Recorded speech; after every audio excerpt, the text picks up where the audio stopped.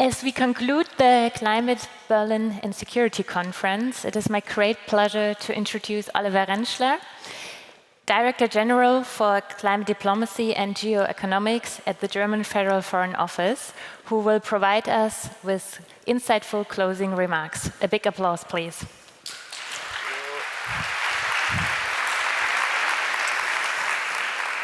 Distinguished participants of the 6th Berlin Climate Security Conference, dear Anna, the main day of our conference comes to a close. We've had not only on this stage, in breakout sessions, in the corridors, in bilateral meetings, lively discussions, thought-provoking discussions, and I would claim that once again the Berlin Climate Security Conference has provided a good setting to discuss, and not only a good setting, a good climate, so to speak, to discuss climate and security. And let's say, spirit was set very early in the first panel, which I also followed by Ambassador Jalal, who so eloquently put it in the terms that the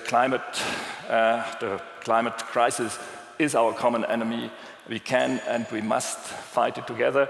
And I sense that this was indeed the spirit that prevailed in all the various meetings as we, throughout the day, exchanged experiences, ideas about effective climate security, risk-informed national security planning, crisis management, conflict mediation. And what I found remarkable was that the quest was really there for practical action, not for academic exchanges, but to make really a difference and to think in concrete solutions.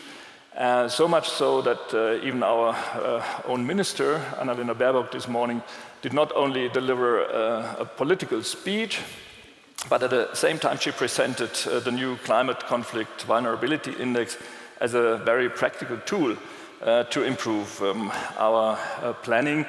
And that was basically what I liked a lot about the many panels and events today, that it was really result-oriented and at the same time, and that was of course also reassuring to see, there was a real huge convergence of thinking, of ideas.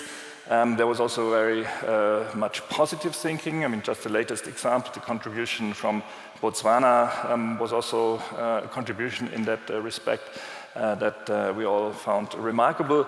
But we need to, at the very end of this day, I think also be aware that easy to find, let's say, that kind of convergence and agreement, consensus among us here in this room, but to also realize that outside a lot more work has to be done to convince others. I just say this because not too long ago, it's just 2 weeks, that at the Summit of the Future in New York, where we tried to get a document, let's say, adopted by all, the Pact for the Future, we were in the drafting confronted, not for the first time, with the fact that not all UN members recognize the need to address climate security, and we actually had to delete a reference at the last minute to achieve overall consensus. So I think that's to show that while we in this room are probably all on the same page, outside a lot of work is still awaiting us. On the other hand, there's also growing support for that security climate nexus. Our UN group of Friends on Climate and Security grows steadily, and it has over 70 members by now. And Germany, which is currently running its candidacy for a non-permanent seat in the Security Council in 2027 and 28, will choose climate and security as a focus area, has chosen it already for the candidacy, and will, if elected, prioritize the existential threat of the climate crisis and address its effects on peace and security.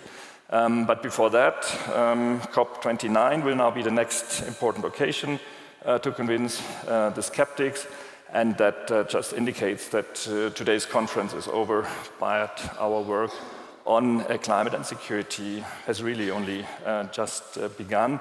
And that's also why I would, coming towards the end, let's say, appeal and encourage everyone to spread the word, be an advocate for our cause. That a famous 500-year-old quote by Leonardo da Vinci, realize that everything connects to everything else, is especially true for climate and security. And just to highlight the relevance of that quote, some of you may have missed sitting in the room that US President Biden just canceled his planned visit to Germany because he needs to stay at home to address the effects that are expected from Hurricane Milton. So that's maybe a new nexus that we hadn't seen, where instead of coming to Germany, discuss Ukraine security issues at Ramstein, he needs to address a climate crisis at home. That's breaking news from just the last hour or so, but it's just yet another example. Everything connects to everything else. So with that encouragement to sort of spread the word, go out and fight for our common cause, I am coming to the end. I would of course, want to wish all of you not only safe travels, but also already now invite you for next year's 7th edition of the Berlin Climate and Security Conference. But I don't want to do so, and I will not do so, without thanking wholeheartedly each and every one of you for your valuable contributions to this BCSC, especially, of course, the speakers. Adelphi, Yanani, and her team, without this conference, would not have happened, quite simply. But also the hardworking interpreters, the caterers, the technical teams, and last but certainly not least, Christina Wegelein and her fantastic team here in the Auswärtiges Amt. Please join me all for an applause, and I think you should come to the podium and stand here for the final applause and Komm, Christina. Du bist aber auch den Philipp.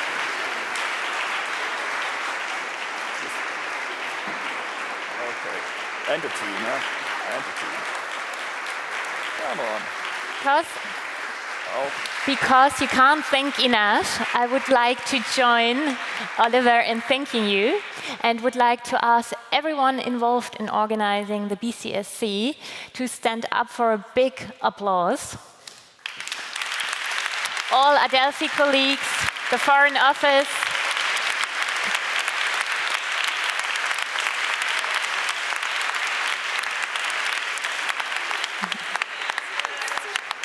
don't hide behind me.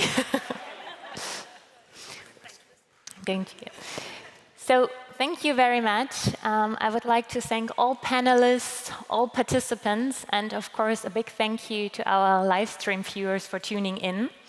You all made this day to a very inspirational day. Thank you for your contributions and these interesting discussions. And as we end the day, please fill out the conference survey, which you will find in the BCSC app. And for our joining in person people, I would like to invite you, as Oliver mentioned, to continue the conversation over something to drink and eat in the foyer. And please continue to share your reflections and takeaways from the conference using the hashtag BCSC 2024. We are looking forward to channeling your reflections into discussions at COP29 and beyond. So have a wonderful evening and get home safely. Thank you.